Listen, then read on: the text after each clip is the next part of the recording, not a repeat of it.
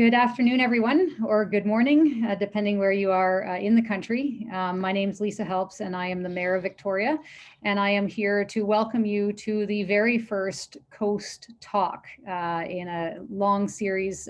Today is the first, and we're glad to have you here. I'm here in the city of Victoria on Lekwungen territory. That's the home of the Songhees and the Esquimalt nations. And as we do our work here on the coast and with this new organization called Coast, we're deeply embedded with and working closely with First Nations on the coast here who have a long history and long relationship with the lands and the waters.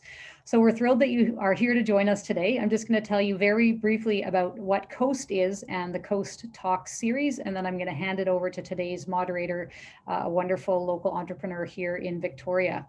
So Coast is the Center for Ocean Applied Sustainable Technologies. It is a brand new venture here on Canada's West Coast. And the vision is that we become the hub for the blue economy on the Pacific. And what we'd like to do through Coast, and particularly starting off with these talks, is to drive inclusive prosperity in British Columbia in the blue economy through entrepreneurship, innovation, and expansive partnerships.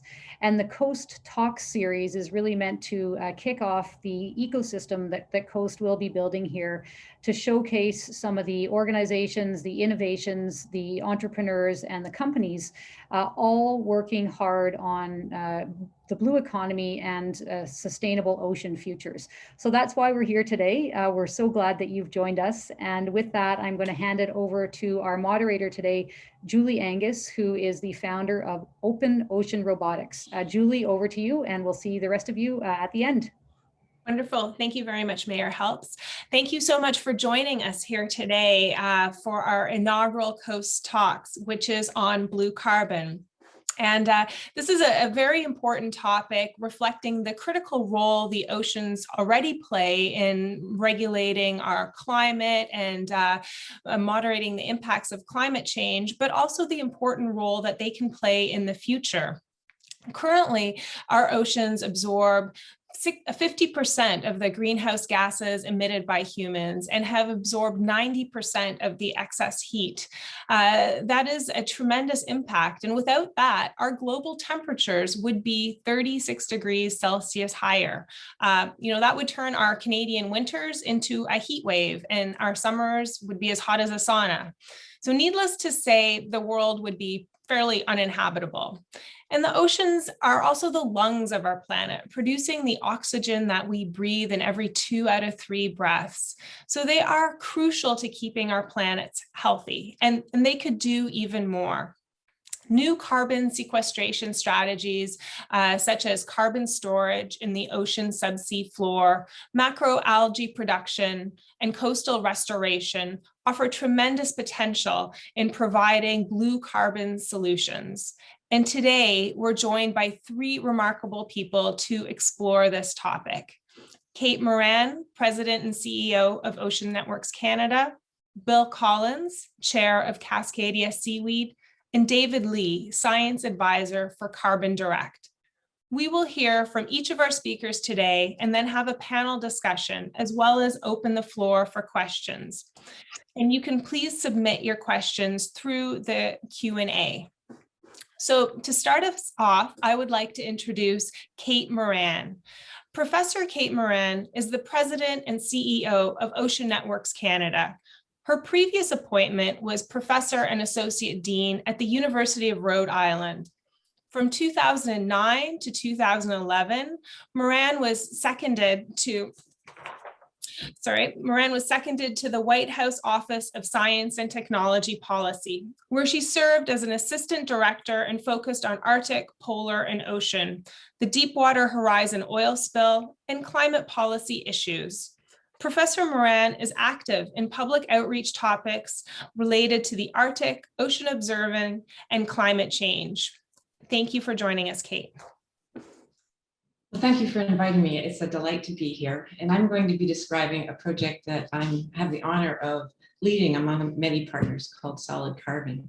And to kick off this presentation, I'm going to just put this Solid Carbon project in context of what we're calling today the blue carbon. And so just to give you a little bit of lingo, negative emissions technologies, pulling CO2 out of the atmosphere, is this, it's the same lingo as carbon removal. So those are interchangeable word language as you hear them. And blue carbon traditionally has been talked about as the coastal natural carbon removal that happens in marshes and the storage in marshes, et cetera. But as you hear later in the presentation, it's important that we actually protect and expand those systems in order to continue to grow the amount of carbon we remove. And ocean-based carbon removal is really what we're talking about here today. Can we use the ocean for carbon removal and mitigate the climate impacts that Julie introduced you to? Just for a bit of background, in 2019, the US National Academy of Sciences actually developed a report about the need for negative emission technologies. And I don't want you to read all the words here, but the circle shows you that that gray area is the big gap we have in all of the carbon removal systems on land. And at that time, they only looked at blue carbon from that natural perspective I just described. And so it was important in this report to say they need to understand all of the ocean-based carbon removal systems in order to begin to fill that gap, because the ocean is 70% of our planet. And so currently there's a study going on at the US National Academy to look at ocean carbon dioxide removal. And so there are various aspects of it, looking at a wide range of options that I don't have time to go into, but I'll just show you a diagram of what this means. Some of them are associated with chemical conversion, looking at mitigating ocean acidification at the same time as removing CO2. You can see naturally, as Julie said, CO2 is already being absorbed into the ocean. There's also biological conversion. You'll hear some of that associated with the seaweed work that you'll hear later in the presentation. And obviously using the ocean's normal physical transport systems, can they be enhanced to remove more carbon dioxide? That report is in works right now, and the results will be out later this calendar year. And that will set the stage for moving these technologies more rapidly into scalable solutions. So look forward to that. Look for that report as it comes in.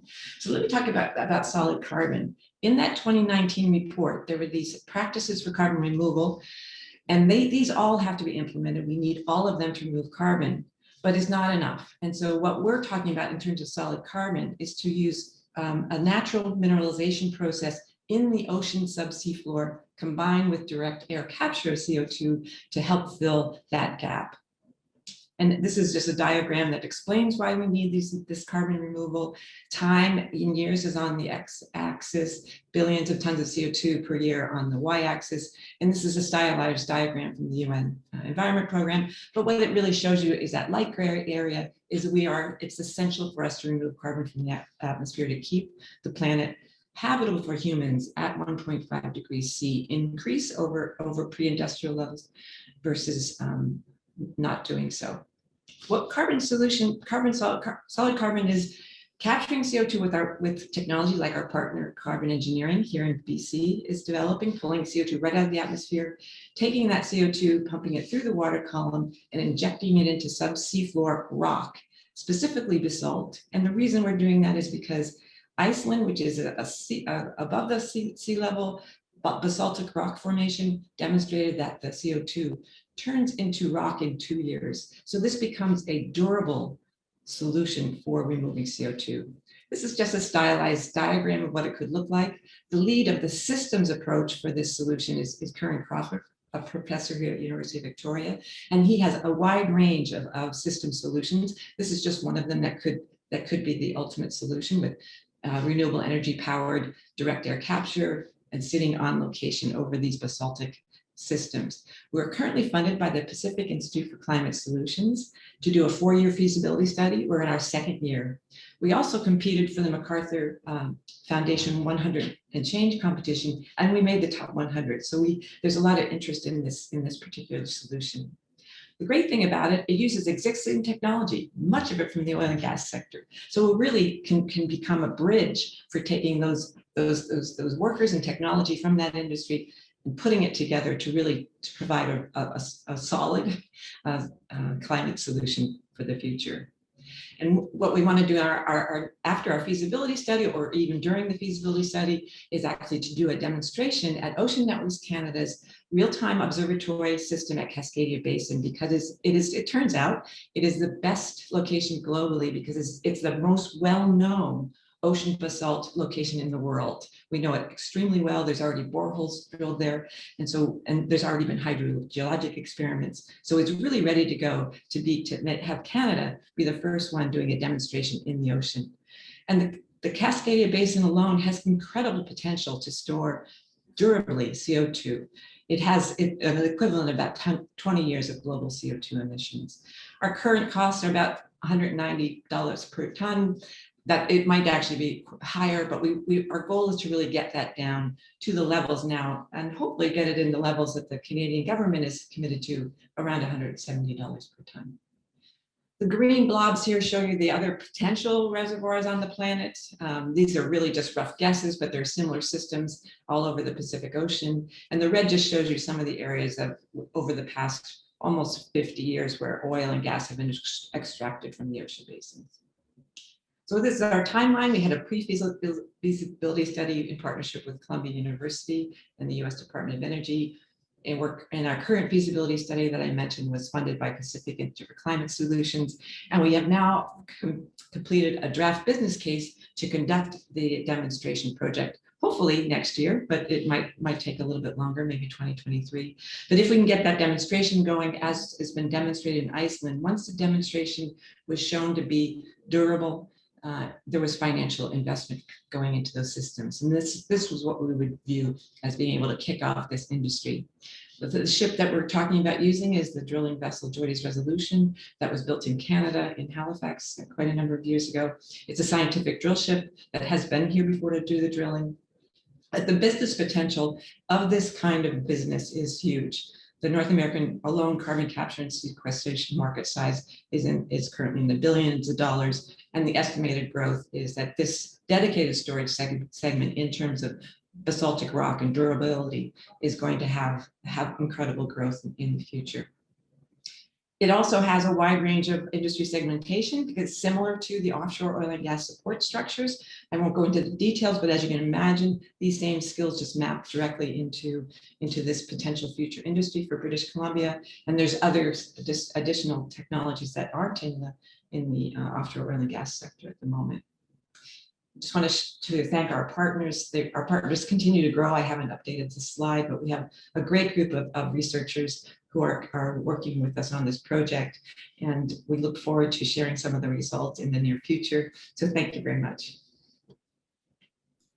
Thank you, Kate, for that incredible overview of solid carbon. It is such an exciting project, and to be able to turn carbon dioxide into rock in 2 years, and to have such a remarkably large basalt deposit here in Cascadia Basin is very exciting.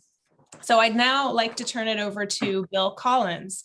And Bill's career spans almost 40 years and evolved from success in international science to accomplishments in business. Bill is a marine biologist and holds a master's degree from Memorial University. Since moving to the Victoria area in 1994, Bill has been responsible for bringing a locally invented sonar system to the world stage, including sales in more than 30 countries.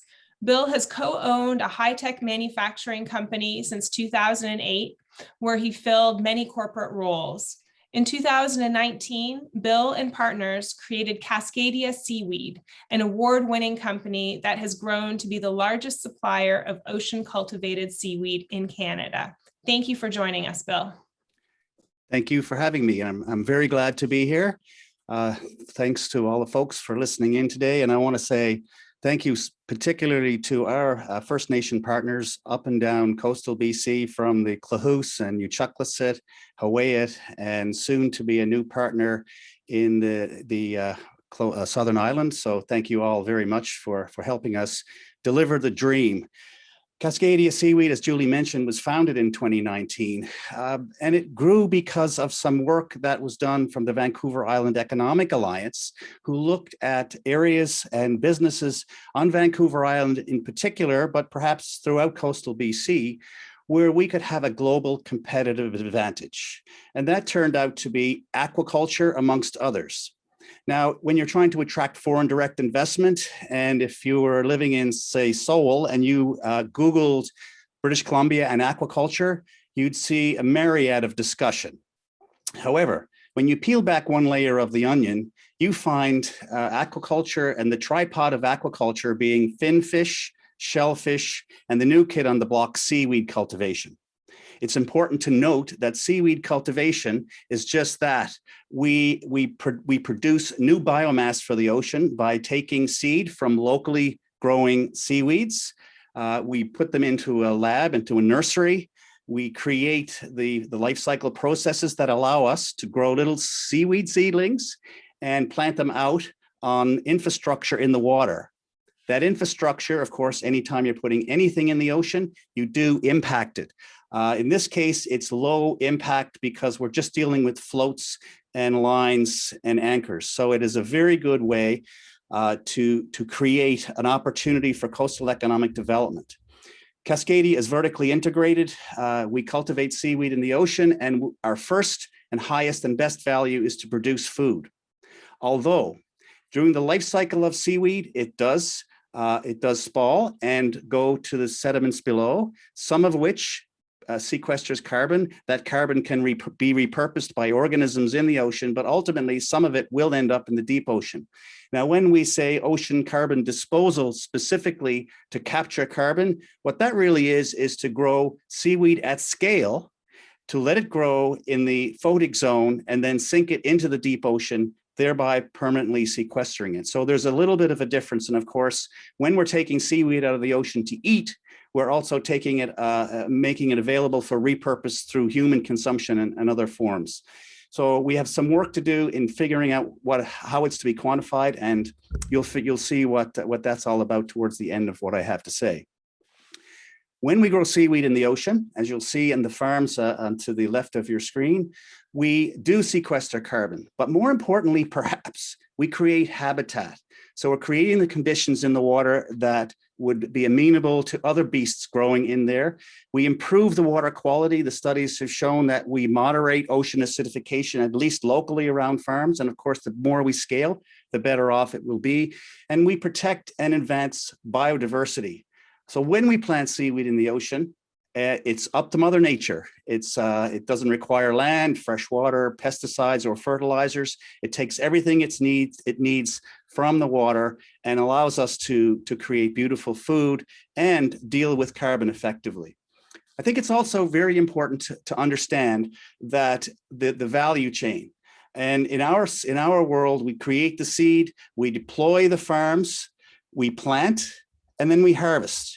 Or in the case of methane, CO2, for example, we would deliver that into the deep ocean and hopefully permanently sequester it. There is a business model for that, but as Kate, you saw in Kate's presentation, it's expensive to do this, and we will not get there if we tax carbon at a $30 or $60 a ton rate. It has to be worth more than that for this to be economically viable.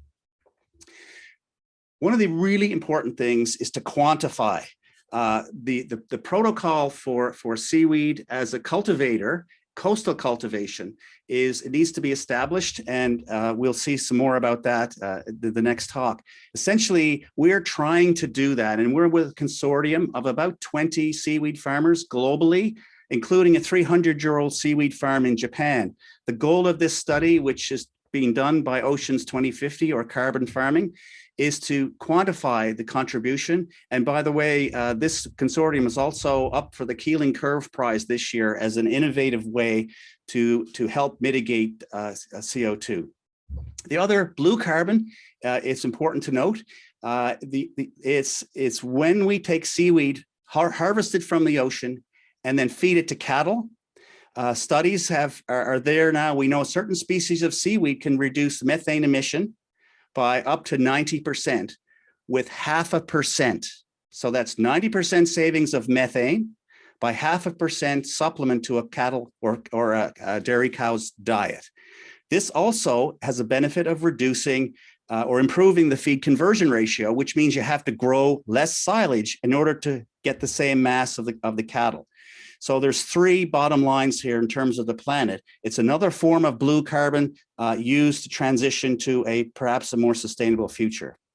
So in conclusion, the Cascadia is all about people, planet, and profit. And you'll notice my inverted triangle, because working with coastal First Nations in BC, and as we hope to move beyond our borders, we put people and planet first. The profit is the enabler. It has to be economically viable. It has to be done to scale. So our path to scale is an investment in time and money. It's innovation to create economic efficiency. And we're already talking with folks in California and folks in Namibia who will look at ocean robots, for example, to do the lion's share of this work offshore. But more importantly, for today, we need to establish the protocols to quantify the carbon, and we need to monitor the outcome so that we can, if we're in the business of selling carbon offsets, we can identify them, quantify them, and monetize them. That's what I have to say today, Julie. Thank you so much for your presentation, Bill. It's really remarkable to hear about seaweed and all its applications. It really seems like a miracle plant, not only providing food, sequestering carbon dioxide, but reducing cattle methane emissions by 90%. So next we have Dave Lee, who is joining us. Dave Lee is a plant molecular biologist and has also been working with the US Department of Energy's ARPA-E to develop novel technologies in the agricultural and biotechnology fields. These include technologies ranging from enhanced bioenergy crops to sensors and models to accurately reflect greenhouse gas emission fluxes in agricultural environments. He has experience with agricultural systems in both terrestrial and marine environments, which range from traditional raw crops such as corn to macroalgae. He is currently investigating synthetic biology and other interdisciplinary approaches to terrestrial carbon biosequestration, carbon farming. David received his PhD from UC San Diego. Thank you for joining us, David. Thank you, Julie, and all the other organizers for the invitation. And I'll just give a quick overview of what we're doing over at Carbon Direct. And hopefully we'll not have problems with echoing. We're not seeing your screen yet, David. Okay, it should be up now, right? Not yet. Oh, let me. And I think if okay. it doesn't come up, we might have it as a backup. Oh, there we go. You're up. Yeah. Okay. So sorry. Let me get started again. So apologies for the delay. So I am an advisor with Carbon Direct, and I'm here today to talk a little bit about emerging carbon markets and some of the challenges going along with monitoring and verification. So Carbon Direct is a relatively recent company founded in 2019, and it's split into kind of two segments. There's an arm that actively invests in new technologies that have potential for carbon sequestration, and then a scientific advisory services, which I will go into this talk. I'm a plant molecular biologist, as Julie mentioned, and I'm a part of the advisory team at Carbon Direct. So Kate already pulled up this figure from the National Academies, which shows the annual global GHG emissions. And the take-home message is that to try and keep global temperatures below that 2 degrees level of warming, we really need to start deploying carbon sequestration technologies today. The blue region at the bottom is kind of the scale of negative carbon emissions that need to be deployed annually. And within 25 years, the world needs to be scaling up to approximately 10 gigatons of carbon removal every year. And what that looks like is,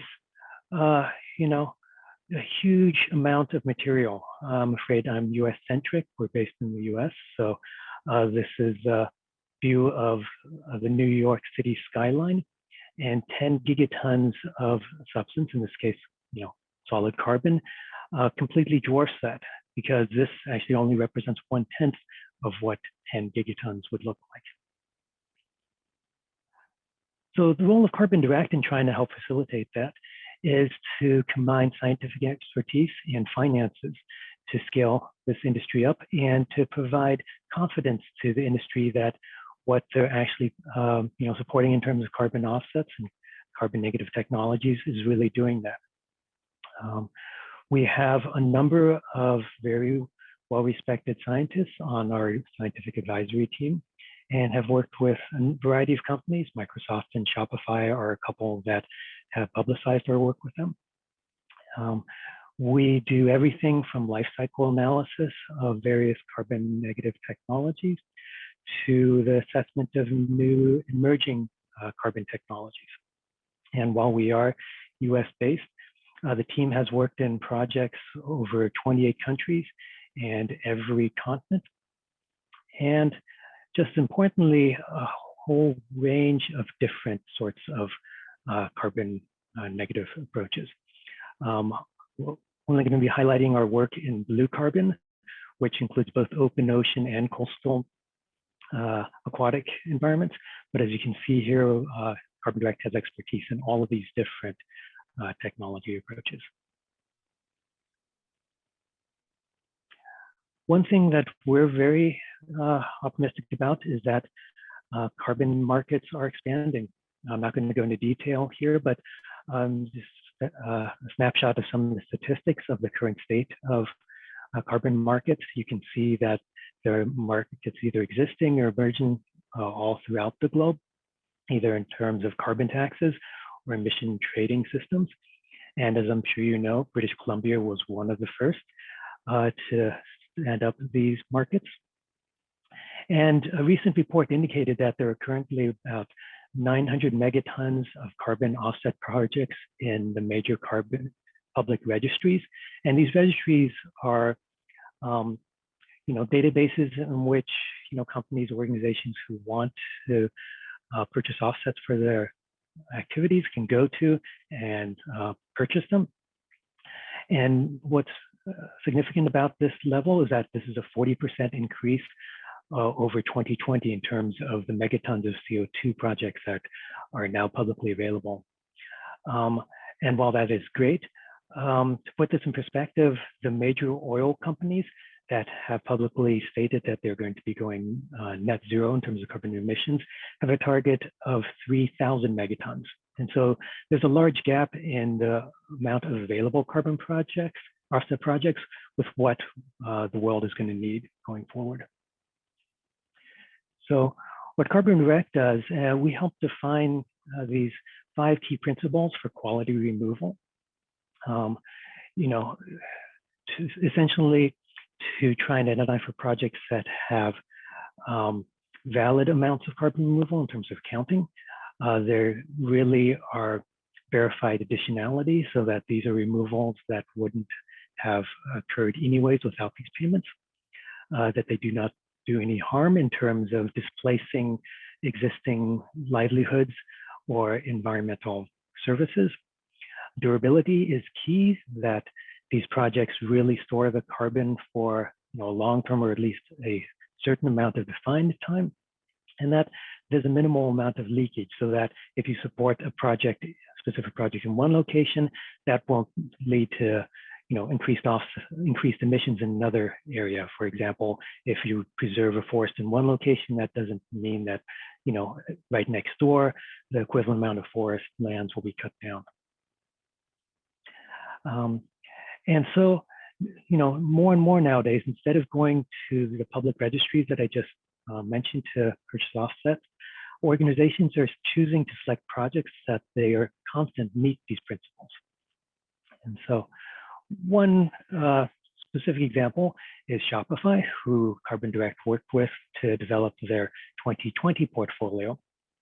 And in 2020, Shopify purchased approximately 275,000 tons of carbon offsets from 10 industries, which doesn't sound like a large number compared to the 800 million tons listed on these registries.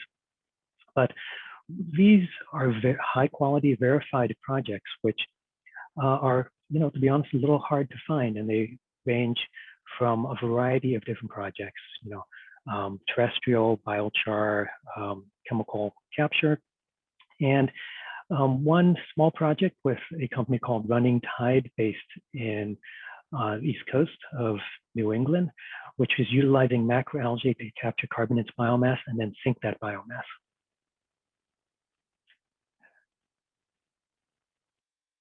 As I mentioned, one of the biggest challenges with verifying projects is that there kind of lacks protocol standards for exactly how you verify and quantify the sequestration potential of these projects.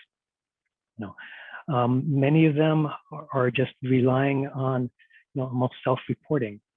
And it's not exactly clear how some of the life cycle assessments were performed or really how these projects came up with some of the numbers that they did. There's more and more reports in the popular press about how some of these limitations are coming to light. These are a few reports. In one of the ones that came out just in the last couple of weeks is some studies on some offsets that the state of California provided to forestry projects that were claimed that they would be logged otherwise. But after some, more scrutiny, the third-party auditors felt that that was very unlikely that these projects at these sites that had been unlogged for 40 years would suddenly be logged within the next couple of years, or some of the models that the state of California and others were utilizing to calculate the amount of carbon being sequestered in these forests weren't necessarily accurate because of, the specific trees in various forests weren't actually the same species that were being modeled to calculate the carbon capture. And these are issues because if the public confidence in these markets and credits, start to waver, there's going to be much less demand for them, value is going to decrease, and it's going to be much harder to scale the amount of carbon that is being captured globally that's necessary. As I mentioned, uncertainty really makes it difficult to capture the value. This is an example, without going into detail, that some of my colleagues at the Department of Energy did to look at the value of terrestrial carbon sequestration for the low carbon fuel standard. And what's shown here really quickly is if a feedstock producer, so someone growing the crops that were being converted into these biofuels, could demonstrate practices that reduce the carbon intensity of their fuel by 15 grams of CO2 per megajoule of the fuel. At California's credit of $200 per megaton carbon, that grower could capture $123 per acre from their feedstock. But that's only if they could really demonstrate that they're reducing the carbon intensity by that 15 grams. In reality, there's so much uncertainty, no one's going to go out and take soil core measurements every half acre to get that level of accuracy. So if you drop down to, that level of 2 at the bottom of the blue star, suddenly the per acre value drops to $16, and that is barely enough to cover the costs of verification. However, what's really exciting is that recently researchers at the University of Illinois have developed satellite-based tools for quantifying the amount of carbon dioxide fixed by plants in almost real time. This video is showing essentially the day-by-day levels of carbon being captured by vegetation across the whole United States. Obviously, researchers could have done this for Canada and any country that they had access to the satellite imagery. And so suddenly, on acre by acre or even 250 meter by 250 meter grid, these researchers are able to quantify how much carbon was being captured by, these crops on a year-by-year basis. So to quickly wrap up, Carbon Direct did some analysis of the potential of macroalgae for sequestration. Bill kind of touched on this, so I'm not going to go into detail. But looking at the potential yields of macroalgae globally, along with the rates of carbon content in the macroalgae, we estimated that the global potential of carbon sequestration from macroalgae alone could be above 1 gigaton of CO2 per year. if the industry really scaled up and improved economics. Unfortunately, this is not, a near-term solution or option just because of the nascent level of the industry and the large amounts of uncertainty.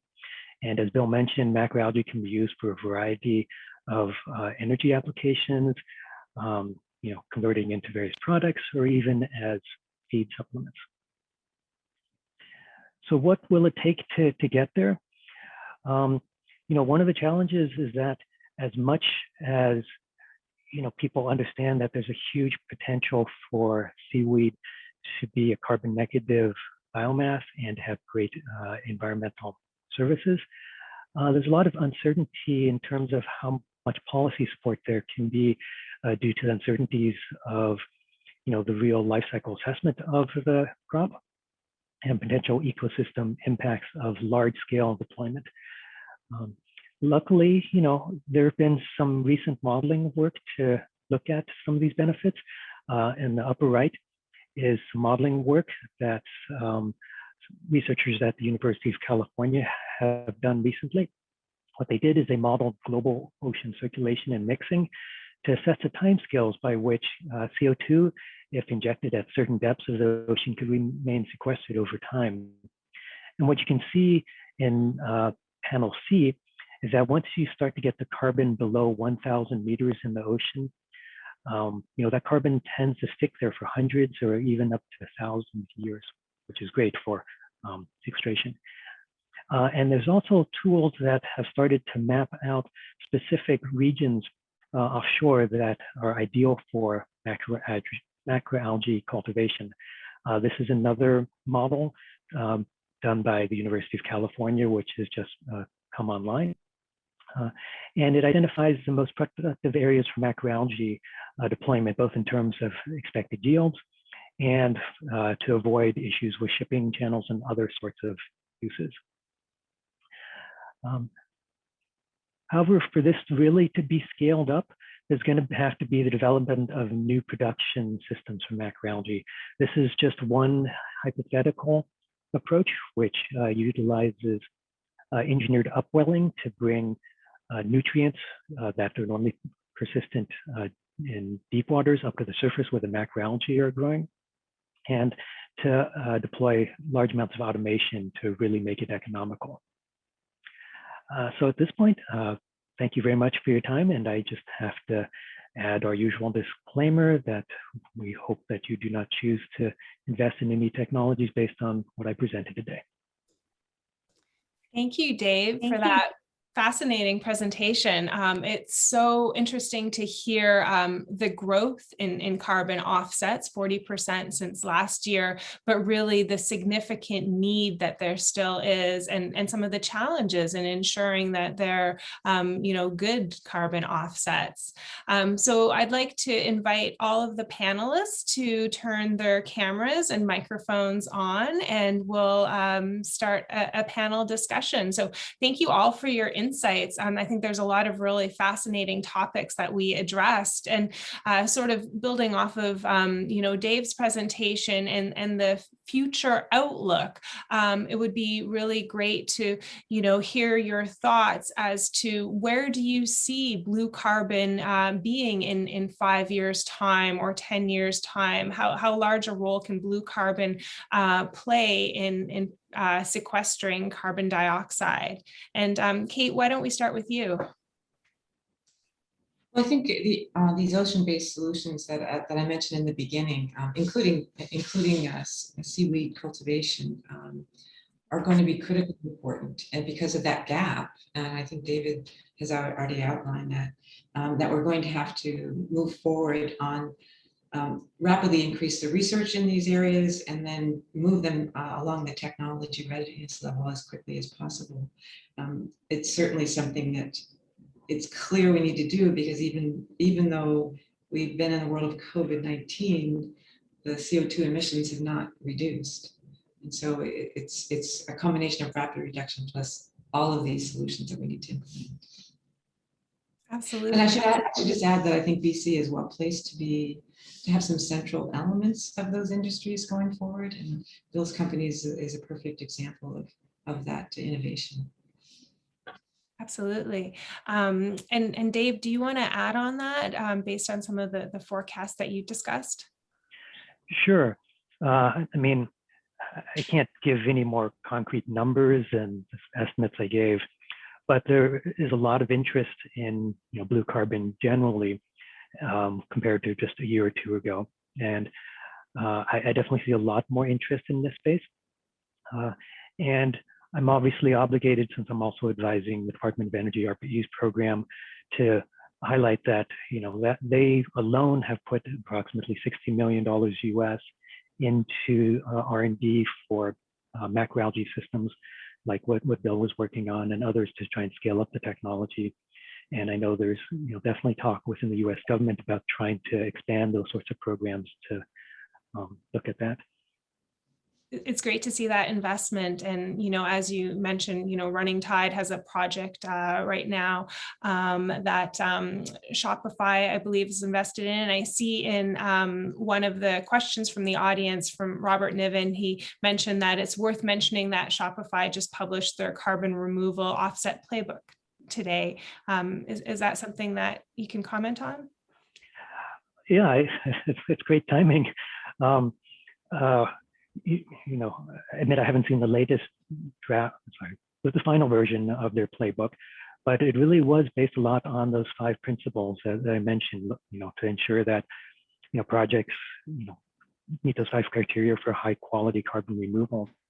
And, we like to think that they're going to keep going forward with, those sorts of evaluations as they continue to invest each year in new projects. Great. I think one of the things people are always interested about with new industries is what kind of job opportunities will be available. So, I know, Kate, you mentioned that a lot of it is already existing technology. So we have that skill set for projects like solid carbon. And Bill, I'm guessing maybe in seaweed growth, that's also the case. So Bill, why don't we start with you? What are your thoughts on that?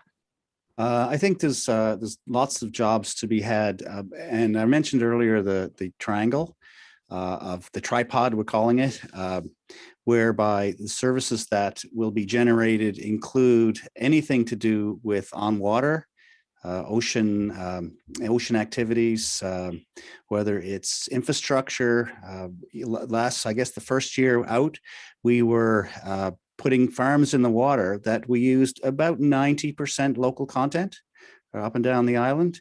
And the first year we spent about $175,000 on coastal infrastructure.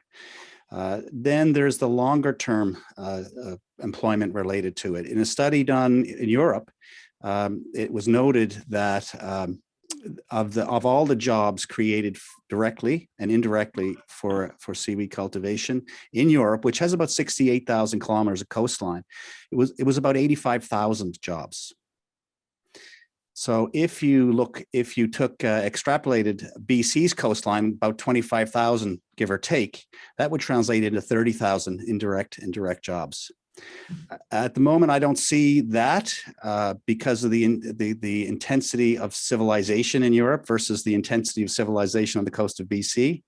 But I do believe seaweed cultivation could contribute $1 billion to the GDP of British Columbia. Yeah, clearly tremendous opportunity in seaweed cultivation. And what are your thoughts, Kate, on job opportunities and the types of jobs that would be available? Yeah, I mean, we're working on getting this systems approach to combining these essentially offshore oil and gas technologies to get solid carbon kicked off. But if you look at, it's almost analogous to the oil extraction industry in the Gulf of Mexico, which is one big basin. Cascadia it's not as big as the Gulf of Mexico, but it's a big basin. So if we were to move in this direction with good effort, the equivalent jobs in service industry jobs for a basin like this for sequestering CO2 is over 300,000 jobs. So it's all those kinds of jobs that people are skilled at, both in terms of the oil and gas sector, but people who work on the water, who know how to work in those industries. And the other piece to it is that there's a lot of innovation now in Canada. Some of it is in BC for automation. And much of this work as we go forward, as you know quite well, Julie, I should say, your company is in this space, is ensuring that we advance these, we include innovation and automation. And again, that is another piece that could grow as we move forward in this direction and really reduce the energy requirements and increase the innovation on that front and on digital products as well. So we're still in the research phase, but we are optimistic because all the pieces exist, and we can put them together right. We would be the know-how center globally for this technology. And I should add that, I mean, I keep emphasizing durability, but we really need to get a significant amount of durable. That means permanent removal of CO2, because we don't want to leave this legacy, especially because we're sitting here and are respectful of the First Nations that were here first, and have that vision of 7 generations. That durability is needed to ensure that the 7 generations can live a high quality of life too. Yeah, clearly many opportunities, but still challenges to reach those goals. And, I think that brings up another important point. And you've just addressed some of those challenges, Kate, and Dave, you spoke about some of the challenges with monitoring and ensuring that they're good offsets. I was wondering, maybe Dave, you could elaborate on that and talk about some of the challenges you see to scaling this blue carbon technology and to really making an impact in carbon dioxide sequestration. Okay, yeah, sorry. So yeah, I mean, the challenges, and I spend most of my time on terrestrial projects. And so we'll just contrast to, first of all, there's challenges in, carbon accounting for terrestrial projects in which you can, run, equipment over the ground and measure carbon that way. And so there's just no comparable technologies to really easily quantify how much carbon might be, being captured by any of the ocean-based technologies.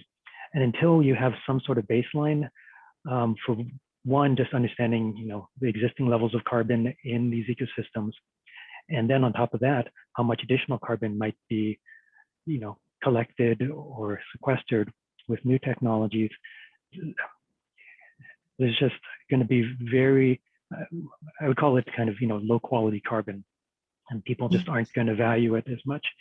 I saw one of the questions in the Q&A about established protocols, and I was going to mention, there's an organization called Vera that's one of the big carbon registries, and they did release protocols. They're calling blue carbon protocols for quantifying carbon, but it's really just focused on coastal ecosystems, not open ocean. So I don't know if Kate or Bill, you're aware of any kind of open ocean protocols that are certified, but I am actually not. Yeah, we've run across a couple of companies that have approached us that are trying to establish. One is Nature Bank, who are working with the Metlakatla on coastal carbon, most terrestrial up north. They're working hard at developing the protocols. And tomorrow, for example, what's tomorrow? Friday, we have a call with Kelp Blue, who are establishing an 800-hectare farm off the coast of Namibia to share ideas. They're interested in bringing large-scale offshore seaweed farming to our coast as well. We're obviously interested in that. But before we can actually talk about the economics of it, we got to get the protocols. And as far as I know, there's no established protocols for offshore seaweed farming at the moment. Yeah, I can jump in to touch on this a bit. For solid carbon, it's relatively straightforward to account for the carbon, because we would be taking it and injecting it and measuring it and monitoring around it. But for those wide range, including macroalgae, ocean-based solutions, the protocols and the monitoring systems are not in place. And so one of the areas that we are expertise at here in British Columbia is monitoring. Ocean Networks Canada, we've been approached by several other practitioners who are trying to advance their technologies of ocean-based carbon removal to begin to assess the monitoring needs and the quality of those measurements to establish, as Bill said, you need to have the certification in order to get the financial mechanisms working. So we're well positioned here in British Columbia to be that mesoscale level industry to help develop these protocols and certifications for ocean-based carbon removal. I think it's very exciting. And I think you're right, Kate. You know, we are well positioned. And when you think BC is a leader in clean tech, you know, we implemented the first carbon tax in North America. We have one of the top clean tech sectors in the world. You know, we have so many great resources in terms of coastline, the Cascadia Basin. So how do we become a global leader in blue carbon? And Kate, maybe we can go to you for this question first. Well, I think it's terrific, the leadership of Victoria and the South Island Prosperity that is establishing coast.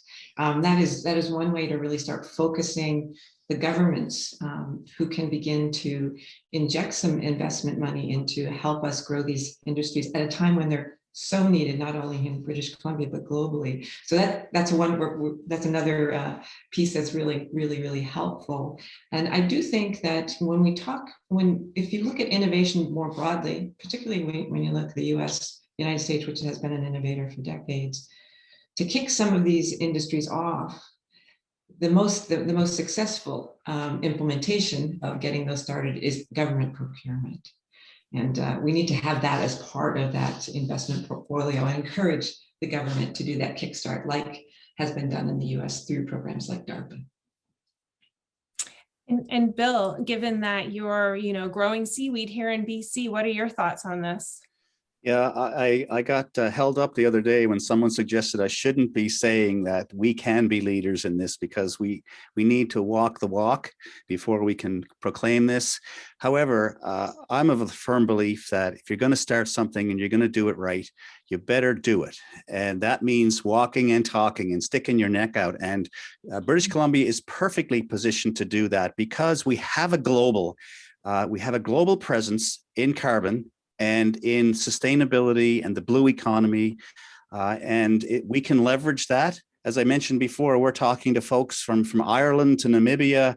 The world is coming to BC, looking to us for new ways to do business and new ways to deliver a beautiful new economy while being sustainable. In fact, Julie, I don't talk sustainability anymore. I talk pro-climate because it's not good enough just to be sustainable.